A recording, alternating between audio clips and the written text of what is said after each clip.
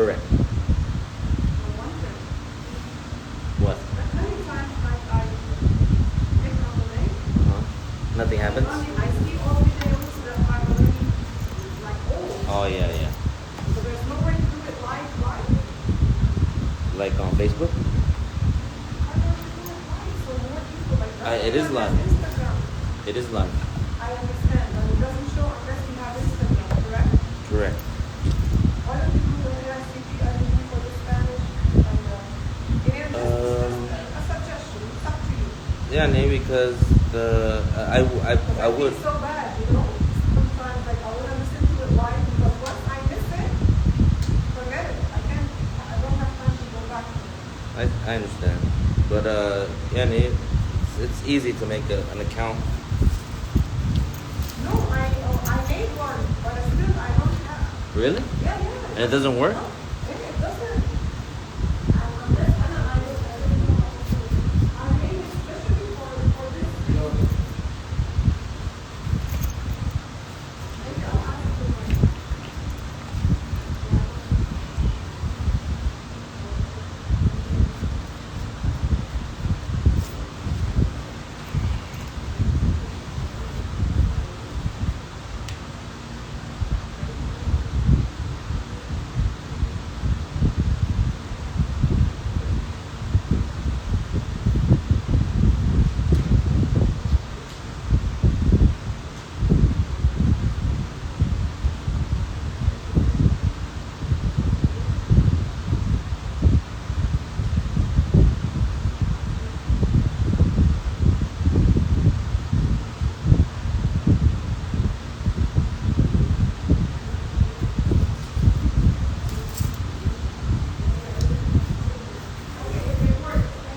Alhamdulillah.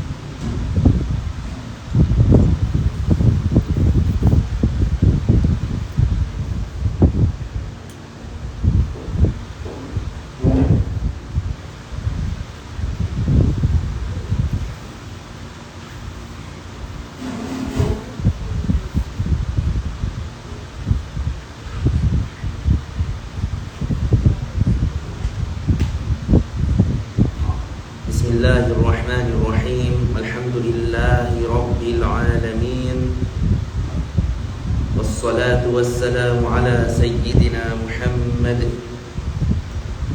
سيد المرسلين وخاتم النبيين وعلى آله وأصحابه الطيبين الطاهرين ومن اتبعهم بإحسان إلى يوم الدين. وأشهد أن لا إله إلا الله وحده لا شريك له ولا شبيه ولا مثيل له ولا ضد ولا ند ولا جسد ولا صورة ولا أعضاء له. كان الله ولا مكان فهو الآن على ما عليه كان فلا تضربوا لله الأمثال ولله المثل الأعلى. تنزه ربي عن الجلوس والقعود وعن الحركة والسكون وعن الاتصال والانفصال. لا يحل فيه شيء ولا ينحل منه شيء ولا يحل هو في شيء لأنه ليس كمثله شيء. مهما تصورت بذلك فالله لا يشبه ذلك. ومن وصف الله بمعنى من معاني البشر فقد كفر. وأشهد أن سيدنا وعظيمنا وقائدنا وقرة أعيننا محمدا عبد الله ورسوله ونبيه وصفيه وحبيبه وخليله أرسله الله هدى ورحمة للعالمين هاديا ومبشرا ونذيرا وداعيا إلى الله بإذنه سراجا وهاجا وقمرا منيرا. اللهم صل وسلم وأعظم وأنعم وأكرم على هذا النبي الكريم كلما ذكره الذاكرون وغفل عن ذكره الغافلون. الصلاة والسلام عليك يا سيدي يا رسول الله. الصلاة والسلام عليك يا سيدي يا حبيب الله. الصلاة والسلام عليك يا سيدي يا عظيم الجاه.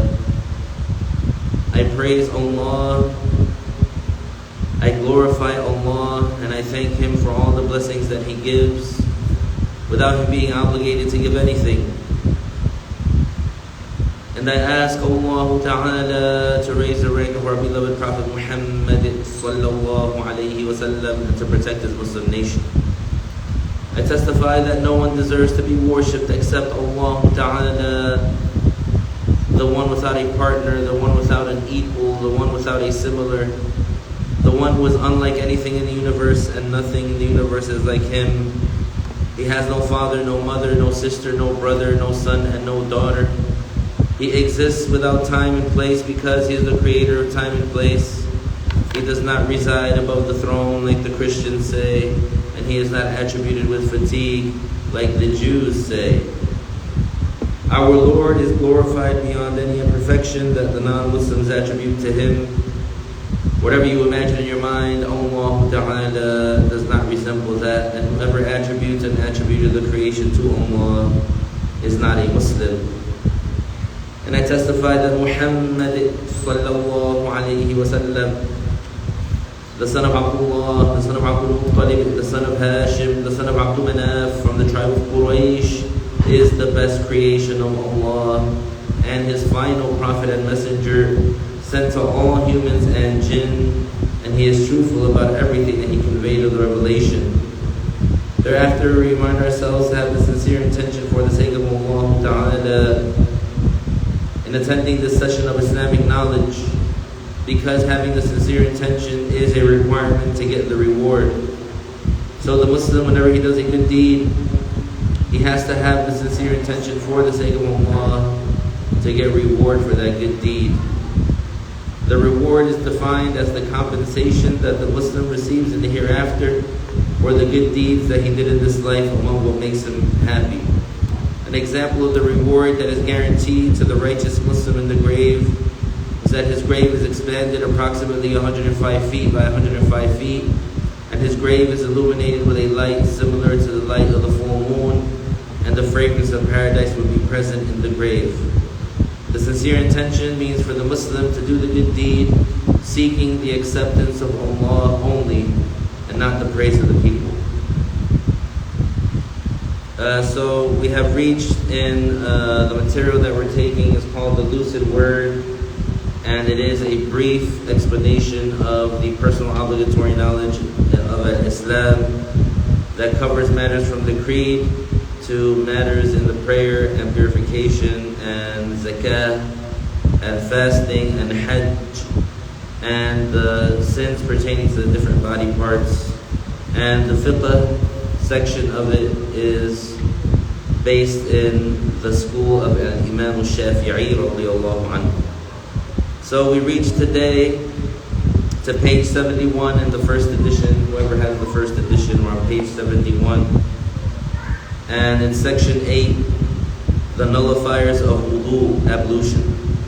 So we started, in the last class, we finished speaking about the integrals of wudu, which are the components of wudu that if any of them are left out, then the wudu would not be valid. The person would not be judged religiously to be on wudu.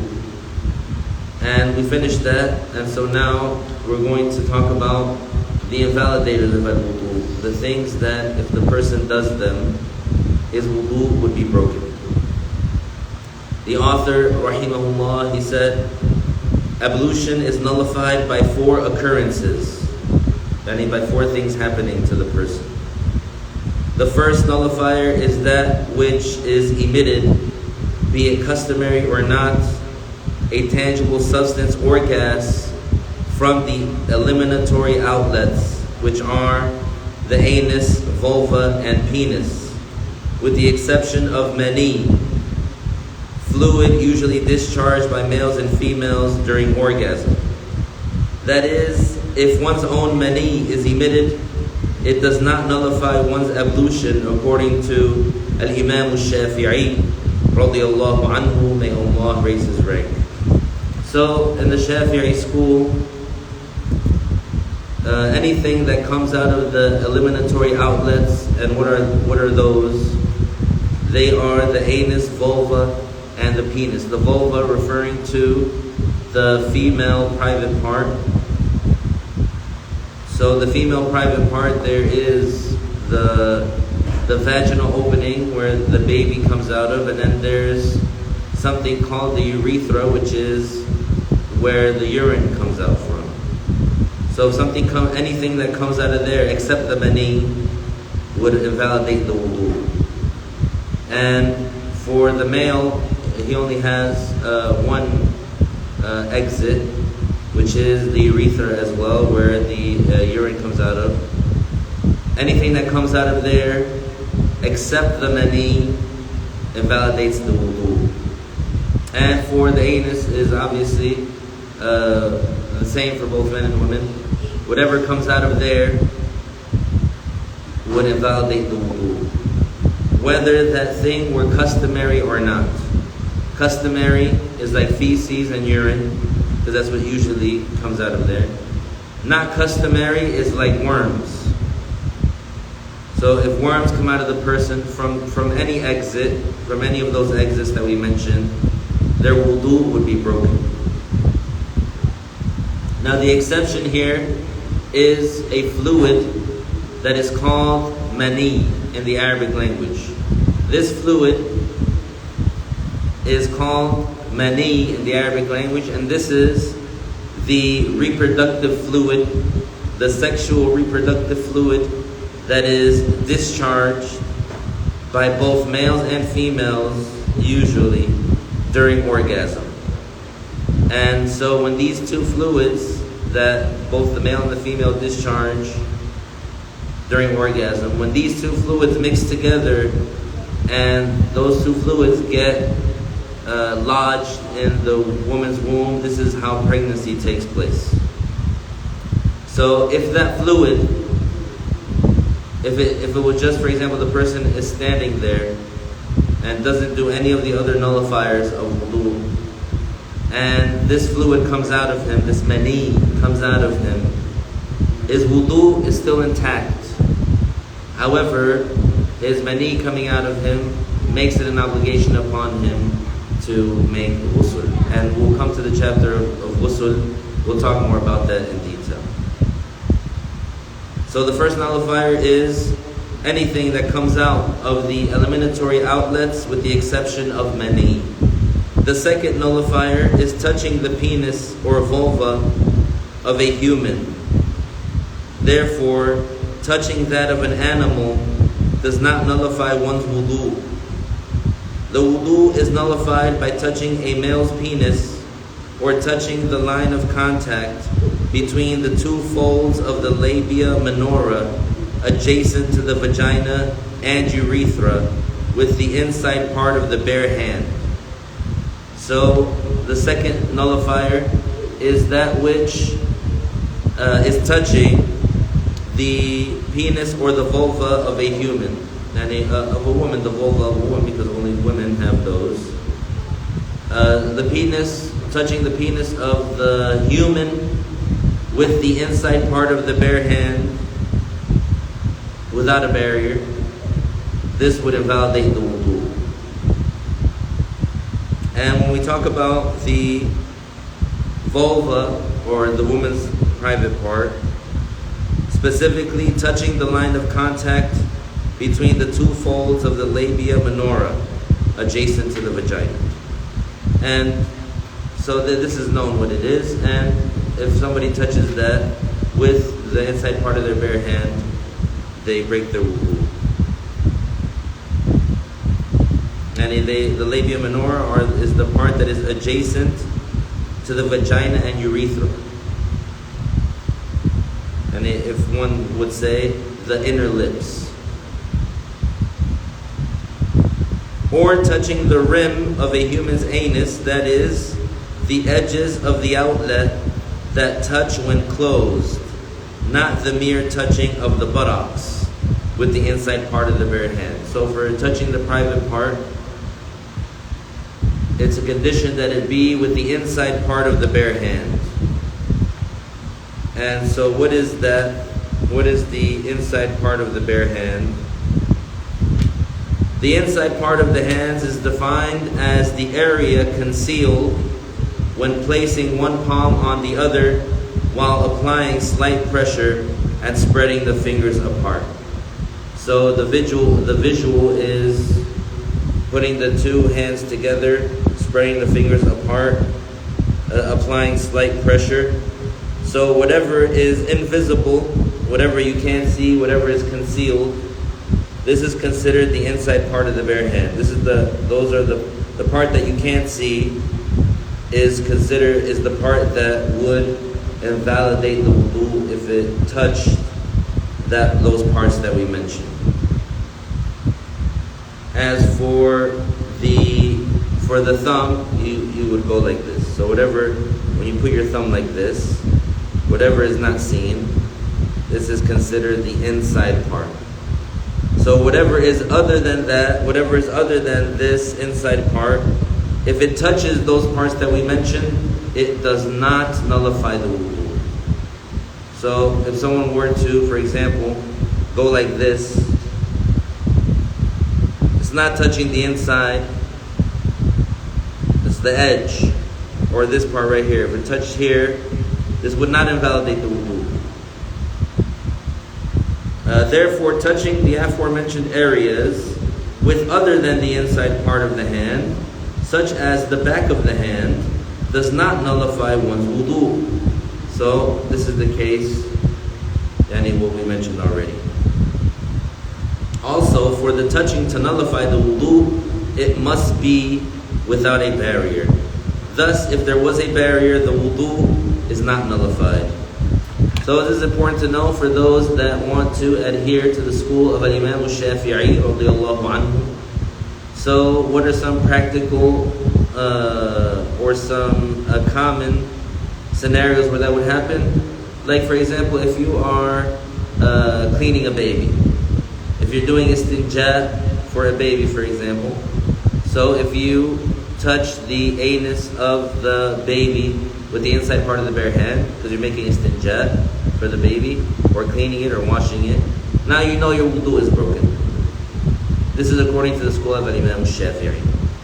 Now there is a saying in the old school of Imam al-Shafi'i that touching the anus does not invalidate. So if you want to stay within the Shafi'i school, that in the old school he doesn't consider that touching the rim of the anus with the inside part of the bare hand breaks the wudu. But in his new school, he considers that it does.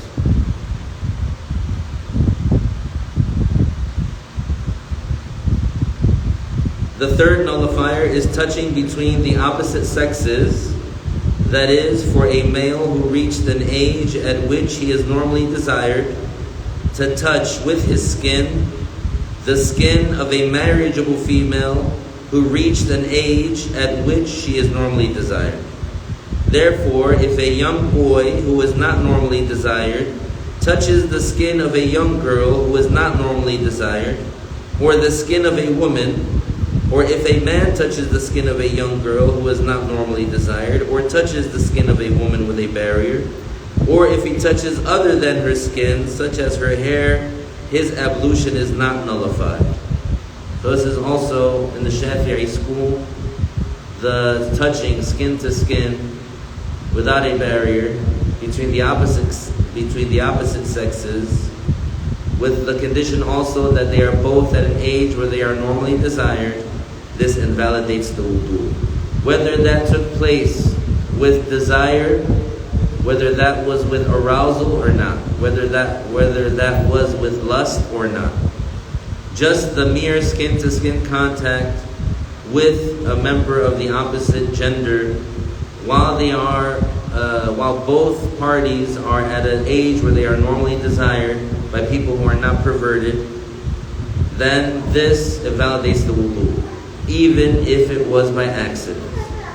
So if you're walking down the street, and let's say there's people on the sidewalk, and your skin, let's say you're 40 years old, and your skin brushes up against a 40-year-old woman's hand, your hand brushes up against a 40-year-old woman's hand, your wudu is broken.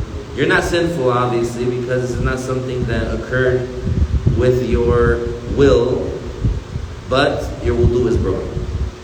Now,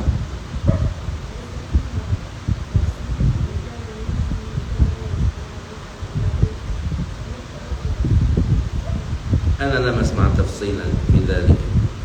ربما هناك قول ضعيف في المذهب لكن الآن لا أستحضره. So this judgment, according to a Shafi'i, it applies to whether that person of the opposite gender is your spouse or not. So if a man is married, obviously him and his wife, let's say they're both 40 years old, and he's on wudu, and his wife comes and kisses him on the cheek, his wudu is broken. And his wife comes and grabs his hand, his wudu is broken.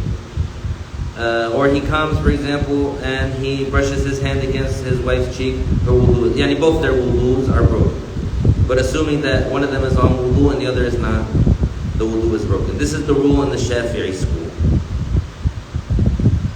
Now, in other than the school of Al-Imam al-Shafi'i, like Al-Imam Abu Hanifa radiyallahu anhu, he does not consider that the skin-to-skin contact with a member of the opposite gender who is marriageable, he doesn't consider that this breaks the wudu.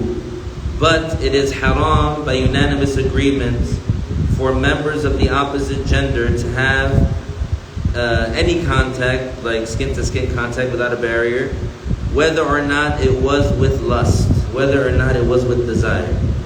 So even if, let's say, that person, they're your platonic friend, and they're a member of the opposite gender, you still can't shake their hand. You still can't give them a high five. You still can't give them a fist bump. Because even though, according to Abu Hanifa, that would not break your wudu, but it is still forbidden. By unanimous agreement. There's no disagreement about that. Even if it's without arousal or lust or sexual desire. And this is when we say opposite genders, we're referring to people who are marriageable to each other. We're not referring to a mother and a son. We're not referring to a father and a daughter. We're not referring to a nephew and an aunt. We're not referring to an uncle and a niece. We're not referring to a grandmother and a grandson. We're referring to people that can possibly be married. These are called, this is called in Arabic ajnabi, someone who is possibly marriageable. So if any of these conditions were missing, like if one of the two parties was not at an age where they are normally desired, then the wudu is not broken. So if a grown woman, for example, gives a kiss on the cheek to a little boy, then the wudu is not broken of that woman. And vice versa. If a grown man, for example, he gives a kiss on the cheek to a baby girl, even though it's not his daughter, etc., his wudu is not broken. Why? Because the skin-to-skin contact that occurred is not between members of the opposite gender that are both at an age where they are normally desired by people who are not perverted. Likewise, if the touching occurred with a barrier. So let's say that the husband, for example, instead of, let's say, kissing his wife on the cheek, he gave her a kiss, let's say, on her shoulder, and she was wearing a shirt. Here the wudu is not broken. Now, between people that are marriageable to each other, but are currently not married, even if it was with a barrier, they're not allowed to touch each other in an arousing way. They can't have any contact that is like arousing contact, that would normally be arousing contact. Like, for example, like a hug, or like putting their arm around them. This is not permissible between members of the opposite gender who are marriageable to each other, who are not currently married. As for shaking the hand between members of the opposite gender who are marriageable to each other and are not currently married, and they're both at an age where they're only desired, if it is done with a barrier, it is permissible. But it is not permissible by consensus. Without a barrier, it is not permissible. So this is for the brothers that are out in the world, regardless of whether you're in the business world or whatever world you're in. You don't compromise your deen. Nowadays we live in a world where they supposedly accept all types of things that are strange and weird and odd and unnatural into the societal space. So for sure nobody can criticize you or have something against you or say something towards you if you don't shake a woman's hand. Because you can still be polite, you can still be professional, you can still be cordial, you can still be amicable without having physical contact. You can put your hand over your chest, say hello, nice to meet you. There is no necessity for physical contact, regardless of whether that is the norm in that corporate space or in that professional space. So, and if somebody was going to discriminate against someone for that, obviously that would be a liability. It's not that name. It's legally, according to them, legally safe.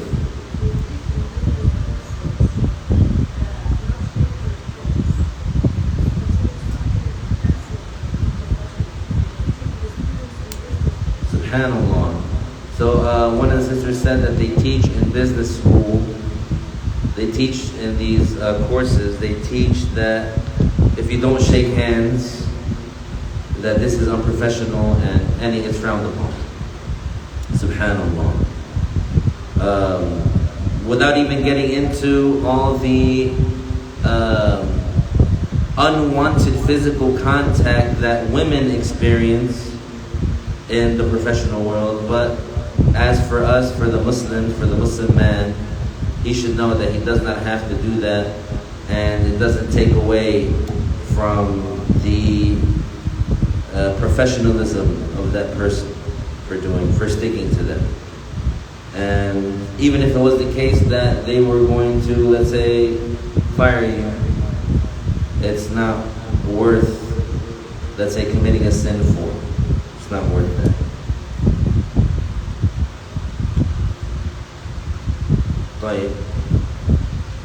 The fourth nullifier is losing one's consciousness or sanity by insanity, epilepsy, intoxication, or sleeping, except if one is sleeping with one's buttocks firmly seated, be it on the floor, on an animal's back, or other than that. So, if a person loses their consciousness, what are the ways that you can lose consciousness? By going insane, by having an epileptic episode, by being intoxicated to the point where your mind is gone, or sleeping, then your wudu would be broken, would be nullified, except in the case of sleeping, if it occurs in a specific way. If the person sleeps in a way that his buttocks are firmly planted on the floor or on a hard surface, to the extent that no gas can come out or escape, and they wake up in this way, they wake up in the same position, then their wudu is still intact. So if you sleep sitting down and your buttocks are firmly seated in a way that no gas would escape, and you go to sleep, and then you wake up in the same position, without your buttocks becoming unseated, then your wudu is still on. Now, any questions about that before moving on to section 9, istinja? Page 73, section 9. Occurrences which necessitate istinja and clarifying its conditions. What is istinja? Istinja is cleaning oneself after urinating or defecating. Cleaning oneself after something other than the mani has come out of the person's eliminatory outlets. And those exits that we mentioned earlier. The author said, it is an obligation to make istinja with purifying water when one wants to perform prayer, whenever any moist substance which soils the outlet is emitted from any of the eliminatory outlets, that is, the penis, vulva, and anus. This is the case whether the emitted substance is usual, like urine, or unusual, like blood. The emission of a non-moist substance does not make istinja obligatory to perform, since it does not soil the outlet. So, with anything that comes out of the outlet besides the mani, as long as it's moist, whether it was normal or abnormal. And usually, like we mentioned before, what's normal is urine and feces, and what's unusual, like worms. Istinja is an obligation for all moist substances with the exception of mani. We already mentioned that. Istinja is not obligatory if mani is emitted because it is pure. And according to Al-Imam al-Shafi'i radiyallahu anhu, the mani is pure, is considered pure. Istinja is satisfied when the waste is removed by using one of two things. One, pure and purifying water until that area, that is the penis, vulva, or anus, becomes pure. The area attains purity when the najas entity and its attributes are removed. Or two, by wiping that area 3 times, not less or more than 3 times, if the area did not become pure with 3 wipes. So, we Muslims, alhamdulillah, for over 1,400 years, it is part of our religion. It is a part of what we do for our religion, to clean ourselves properly after using the bathroom. It is something that is an undeniable historical fact that the non-Muslims, even up until today, don't clean themselves properly after using the bathroom. Even until today, the non-Muslims, they will literally use the bathroom, and without cleaning anything, they pull their pants up. This is something true and real. It's not an exaggeration. And so some of them, they just wait until they have to take a shower, and then that's when they clean themselves, subhanAllah. And that's why their underclothes, it's common among them that they are stained with brown stains. This is something that is common, and to us is disgusting and repulsive. Na'udhu billah, subhanallah. This is something that is foreign to us. This is something that is mind-shocking to us, but to them it's normal. To them it's something that they know that to them it's a part of life. Subhanallah. They do not clean themselves properly after using the bathroom. Subhanallah. But so the Muslim, alhamdulillah, it is part of our religion that we are meticulous in cleaning ourselves properly after using the bathroom, and in general. To be clean in general is also something that is part of our religion, and is also a historical fact, even today, that the non-Muslims, a lot of them, they do not believe in bathing regularly. Some would say that they would purposely not take a shower for at least 2 weeks.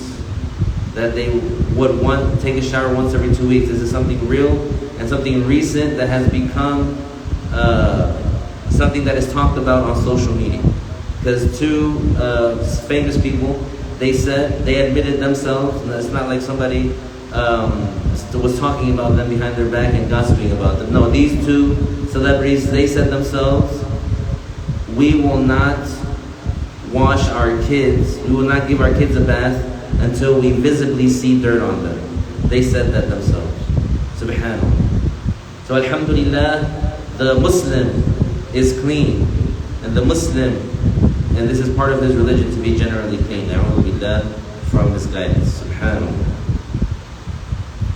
So there's two ways, actually 3 ways, 3 scenarios, or 3 ways that the Muslim could clean himself. One way is just by using water.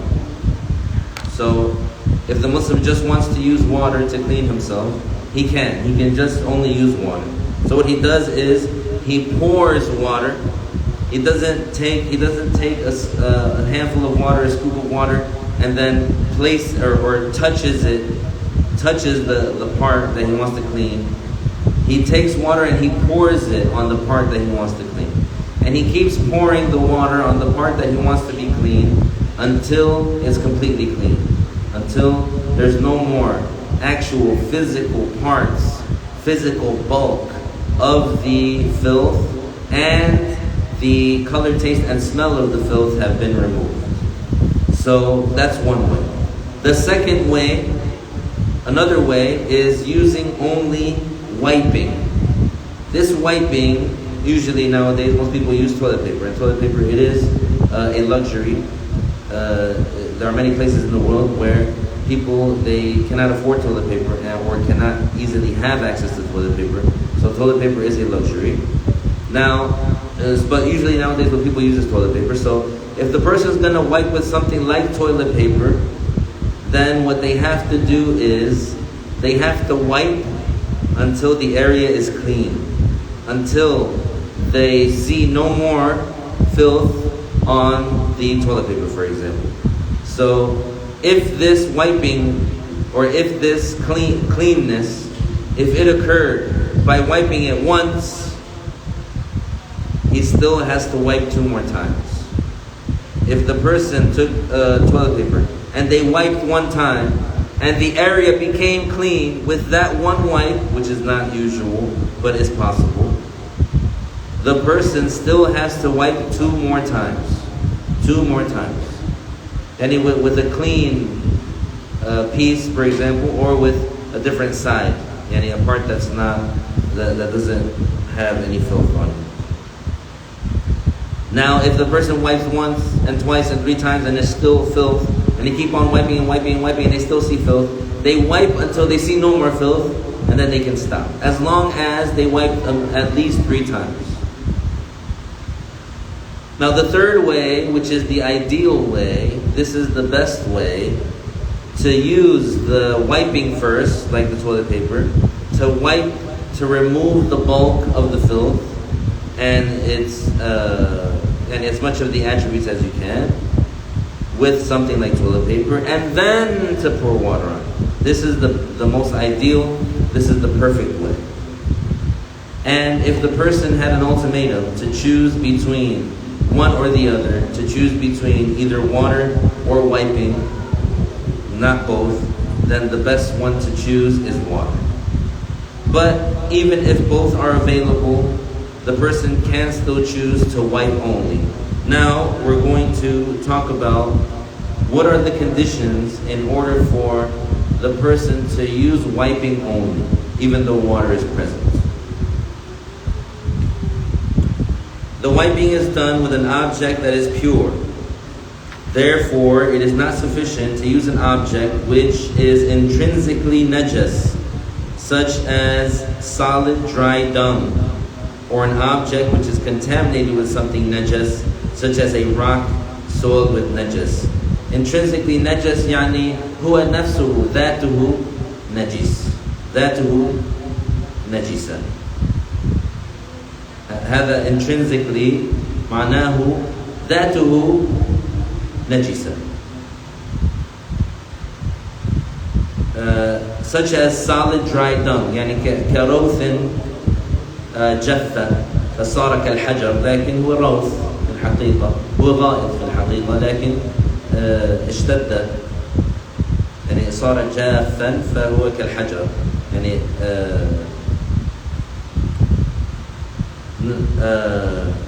يعني صفاته كالحجر من حيث صلوبته وإلى لا الروث الجاف هو يعني يكون صلبا كالحجر لكن هو نفسه نجس. نعم فلا يصح استعماله. Or an object which is contaminated with something najas, such as a rock soil with najas. فهذا المتنجس.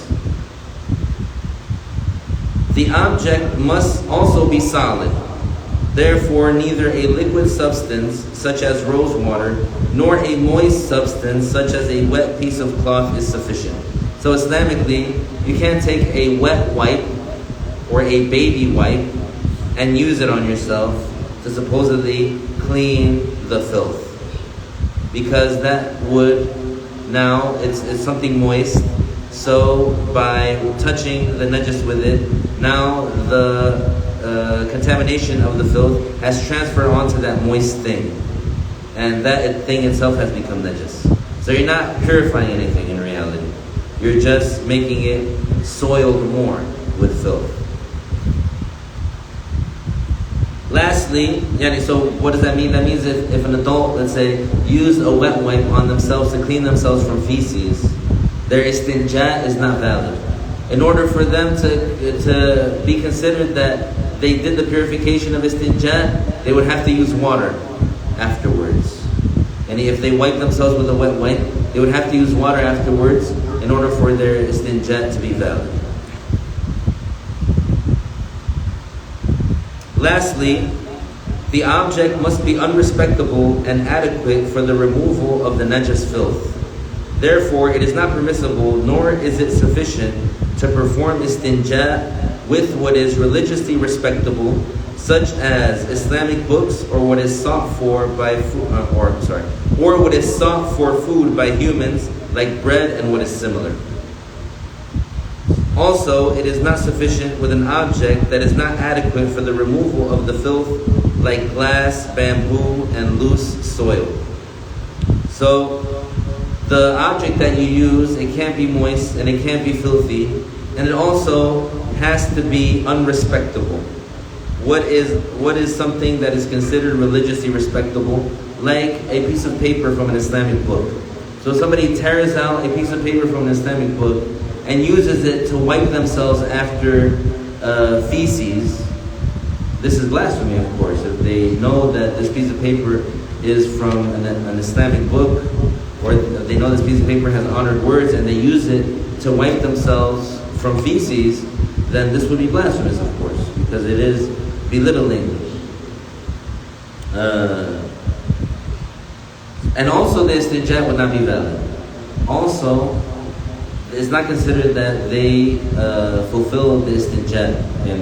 They would still be obligated to do istinja in order for them to pray, because it's a condition for the validity of the prayer that the person make istinja.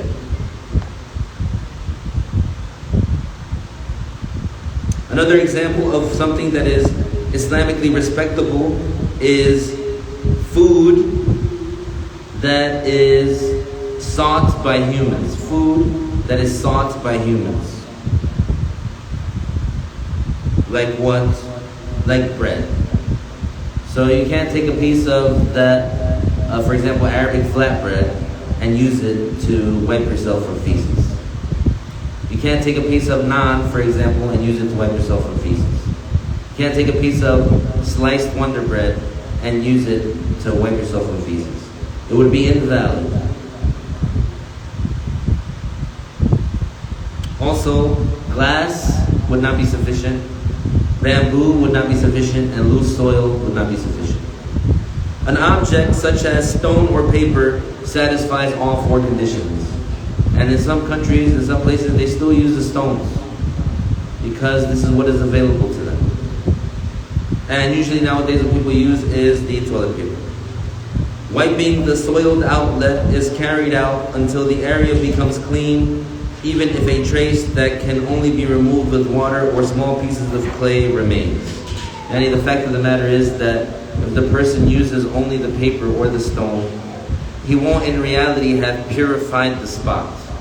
The spot would still contain traces of filth. The spot would not be purified Islamically, but it would be enough and religiously he would be able to pray that way. So this is what they mean by even if a trace that can only be removed with water or small pieces of clay remains. That trace, it would only be removed with water. And it would only be purified with water. This wiping is valid even if water is present, provided the moist najis filth does not move or become dry. If the emitted substance moves from where it initially settled to a separate spot, then using water is required for the separated substance. If the emitted substance that moved from where it first settled remained coalescent, then water is also required for its removal. So what is it talking about? If some of the filth, for example, once it came out, it stayed in one spot, and then it jumped, let's say, right? It jumped from that spot where it was to a different spot. Then the spot where it jumped to, if it's separated, if they're not connected, that spot where it jumped to, you have to use water for that spot. And then you can use paper or stone for the original spot. If the spot where it jumped to and the spot where it jumped from, if they are connected, then water has to be used for both.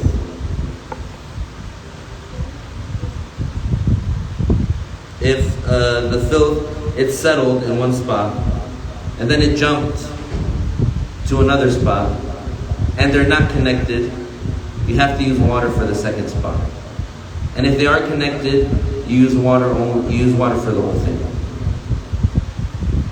Whereas if the emitted substance did not become separated, nor did it move from where it reached and initially settled, nor did urine or similar waste spread past the glands of a man or the orifice of the vagina of a woman, nor did feces spread past the natal cleft, that is the line of contact between the buttocks when standing, then using stone or the like is sufficient. So now we have the case. The first case is the substance moving from where it initially settled, and the second case is spreading. So let's take the example of the feces. Let's say the person, they do feces. If they were to stand up, there's a certain part of their buttocks that don't show. So when a person is standing, there's a certain part of their buttocks that is concealed. If the feces, when the person, they use the bathroom, if their feces reach all the way to the outside part that you can see of the buttocks, that you can see while the person is standing, the person has to use water because now it's spread beyond the normal area. If it did not spread to that area, then you can use the stone or the paper. For the man, from the front, it would be considered that it spread beyond the normal area if it went past the head of the penis. So if the man's urine, when it came out, after that, it spread beyond the head of the penis. Like let's say, for example, it dripped down. It was flowing out, and the stream of flowing out, it dripped down, for example, down the shaft. Then he has to use water for the whole thing. He has to use water. He can't use the stone or the paper. And for the woman, the orifice of the vagina, if when she urinates, when the stream is coming out, nothing's settled, but it goes past the opening of the vagina, the part where the baby comes out of, she has to use water. The toilet paper would not be enough.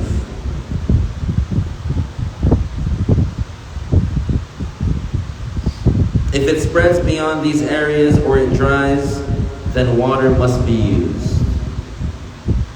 Is that clear about that? Any questions before we move on to section 10? Now.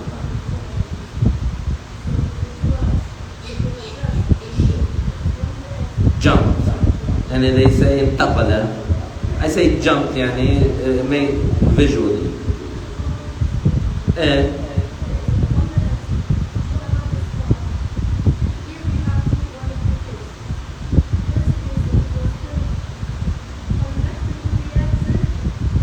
connected to the first part where it's settled. Connected to the first place where it's settled. Because we're talking about when the najasa istaqar, settled. ثم انتقل إلى مكان ثاني، إلى مكان ثاني. ليس أنه حال خروجه يخرج فخرج أو مثلا اتسع إلى هذا الحد، يعني ما بعد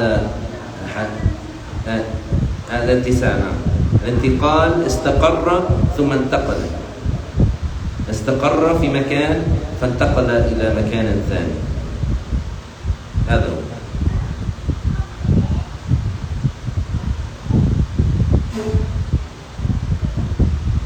مفهوم؟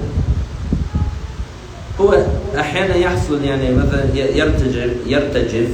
الآن هذا الخارج الذي كان استقر على المحل انتقل شيء منه إلى مكان ثاني.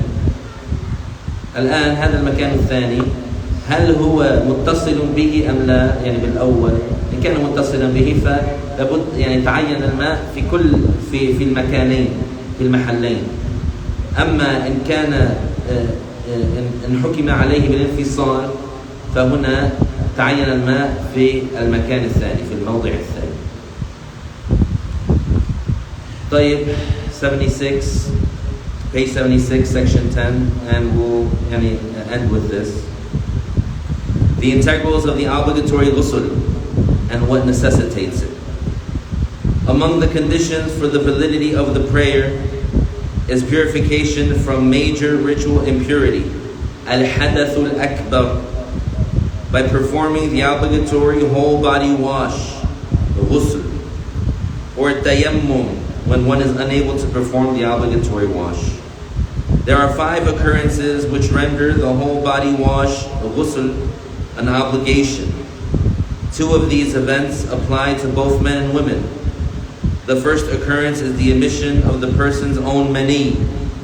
Emission here means for mani to reach the outside of a man's penis, the outside of a virgin's vulva, or the part of a non-virgin's vulva that is apparent when she squats on her feet to relieve herself.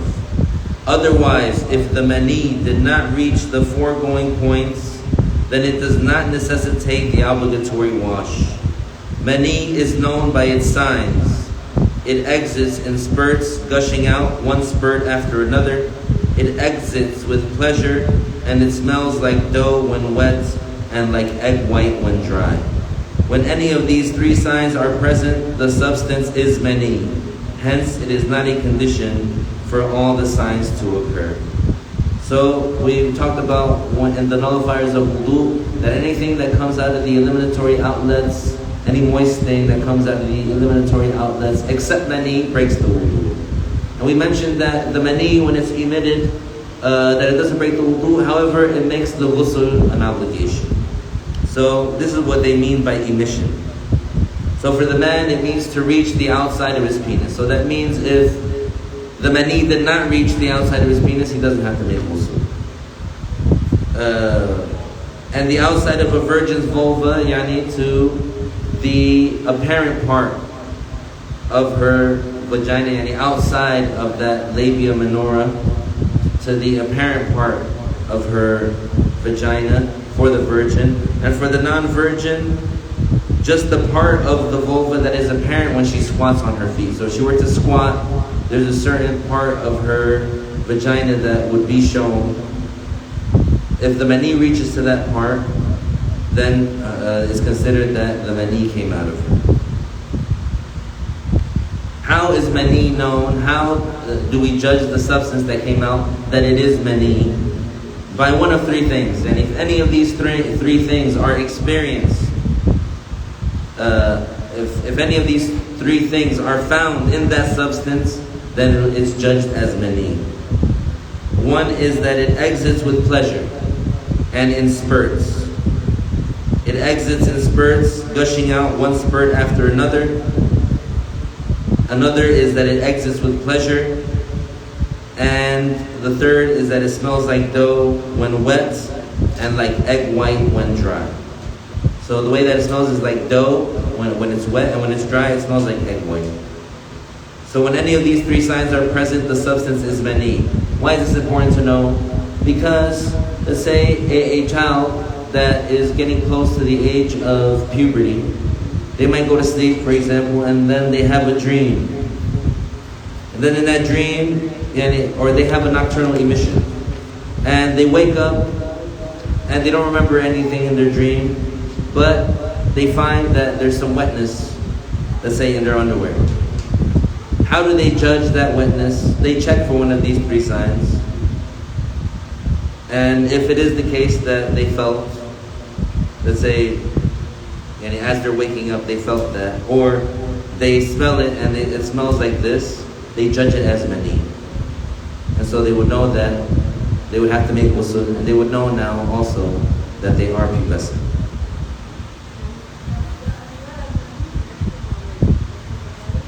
يعني إلا إذا شعر بالتدفق وهو مستيقظ، يعني هو في حالة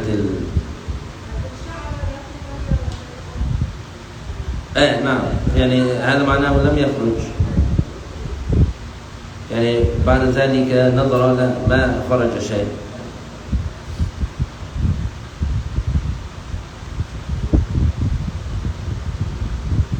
The second occurrence requiring ghusl is sexual intercourse, which is defined as inserting the glands of the penis, yani the head of the penis, or its equivalent size-wise for a person deprived of it, in a vagina or an anus, even if no ejaculation occurs.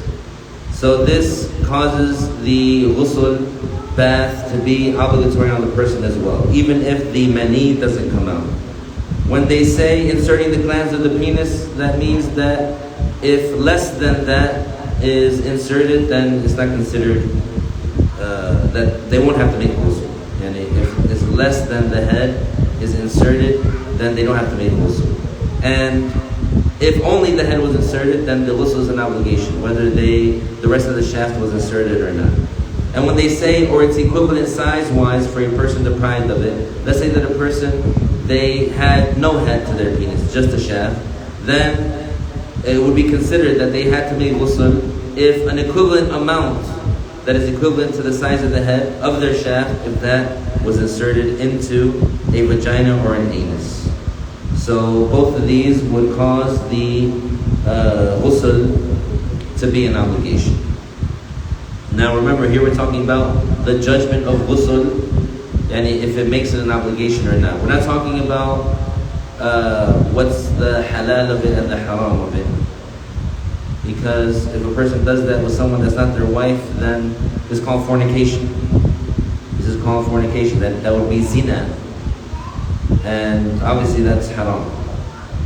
What we're talking about now, even if a person committed zina, they still have to make ghusl. Yeah. That's the point here. The point is, if a person were to do that, whether they were married or not, they would have to make ghusl. The following three occurrences are specific to women. The first is menses, which is the blood emitted from the uterus of a woman, not due to illness nor childbirth. The minimum duration of menses is 1 day and 1 night, and the maximum duration is 15 days. The termination of menses necessitates the obligatory wash. So the menses is something that naturally occurs in women, and it is something that the woman has been tested with. This is something that is part of her nature.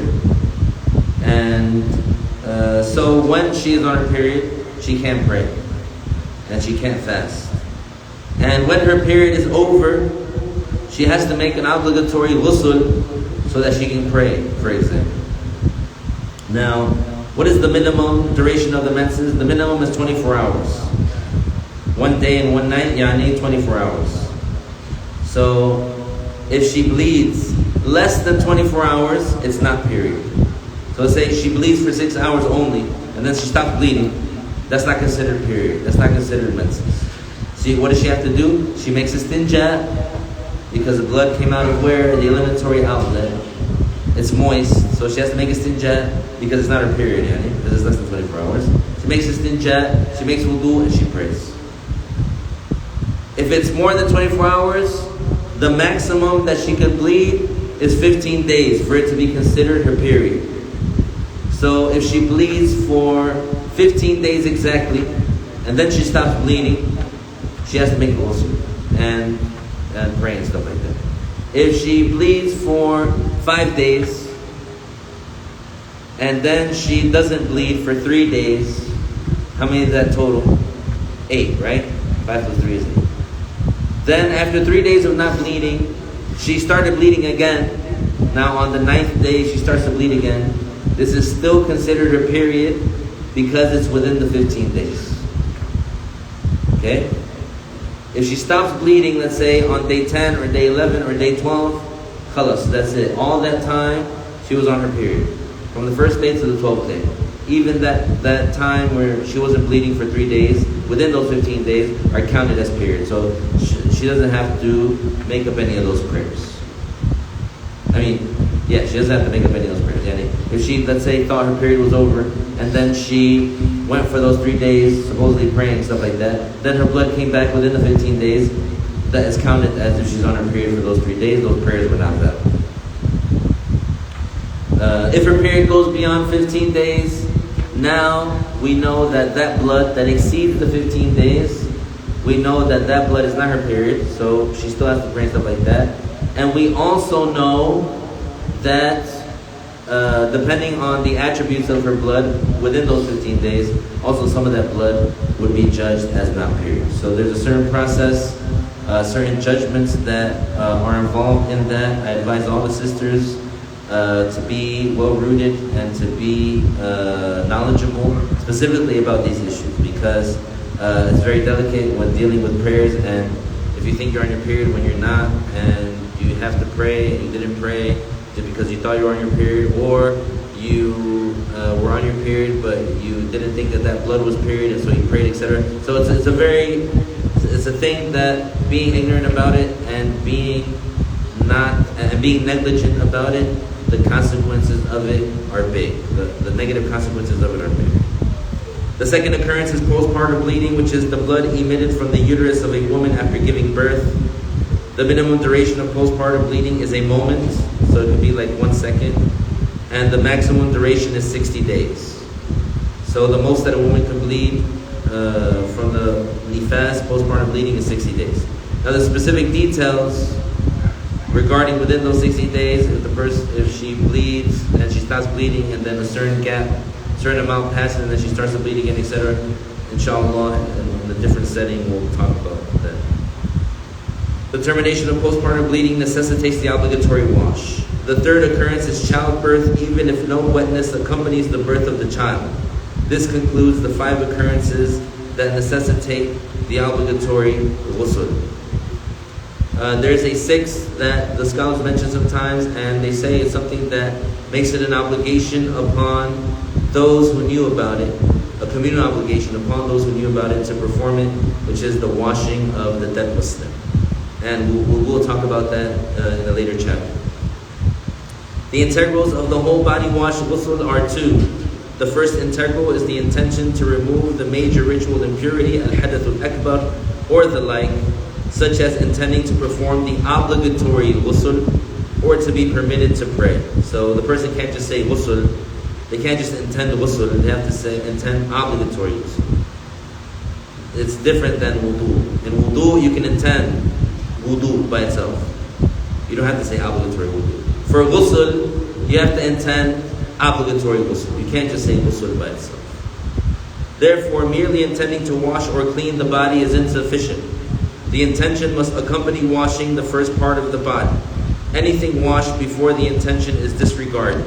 The second integral is to wash the apparent parts of the entire body with pure and purifying water, i.e., that is, the skin and the inside and outside of the hair, even if the hair was thick, and that is, regardless of it being thin or thick. Yani, if the person, let's say, has thick hair on their body, it's not like when you have a thick beard in the wudu that you don't have to wash the inside. For ghusl, even if you have thick hair on your body, even if you had like very, very thick hair on the body, you would still have to make sure that the water reaches the the inside and the outside. And Allah Ta'ala knows best. We ask Allah Ta'ala to make us die as perfect Muslims and to make our final words La ilaha illallah Muhammadun Rasulullah sallallahu alayhi wa sallam. Inshallah, tomorrow we'll continue with the book, but also we'll talk about some things that are part of current events that it's important that we talk about them and shed some light about them so that we have the right guidance about them. So stay tuned for that tomorrow, inshallah, at 8:30 p.m. بارك الله فيكم. نهلل لا إله إلا الله اللهم صل على سيدنا محمد وعلى آله وصحبه وسلم رب اغفر لي وللمؤمنين والمؤمنات وبارك الله فيكم.